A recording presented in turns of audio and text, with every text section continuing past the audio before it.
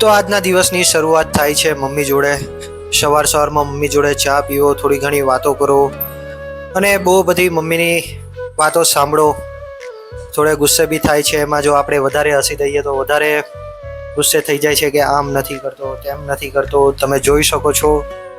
અને એ મજા અલગ હોય છે સવારમાં તમારા મમ્મી જોડે બેસવાનું, એમની વાતો સાંભળવાની. એ ફિલિંગ આખી અલગ હોય છે. તો હવે આપણે નીકળી ગયા છે ઘરની બહાર. ત્યાંથી જઉં છું થોડું બહાર ફ્રેન્ડ્સ લોકો જોડે.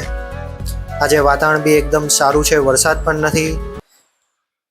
આપણે આવી ગયા છે બાઇક પર. એક હાથમાં સ્ટેરિંગ છે ને એક હાથમાં ફોન. હા, મને બહુ ટાઈમથી આઈડિયા છે. અહીં હું કુરિયર વાળું કરતો ત્યારથી આ રીતના હું કરું છું, તો કશું વાંધો હોતો નથી, થઈ જાય છે બધું એડજસ્ટ. તો તમે જોઈ શકો છો આજે વાતાવરણ બી એટલું ક્લીન છે. લોકો આજે બાઇક પર વિધાઉટ રેનકોટ ને છત્રી જોવા મળશે તમને.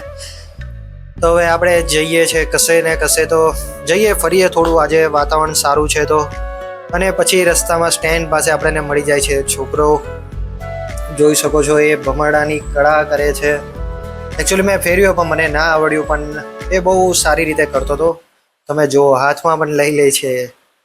વાહ, શું કળા છે એમની તો. આ રીતે તો ગાઈઝ રાતના 12 વાગી ગયા છે ને હું જઈ રહ્યો છું મારા ઘરની તરફ. આજનો દિવસ બી ખૂબ સારો હતો. ખૂબ ઘણી મજા કરી, ફ્રેન્ડો સાથે ફર્યા, છોકરા સાથે રમ્યા.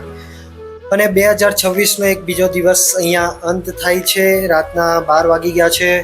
તો તમે પણ લાઈફ એન્જોય કરો. બહુ ટેન્શન નહીં લેવાનું, જીવનમાં થયા કરે. લાઈફ છે, ચાલ્યા કરશે બધું.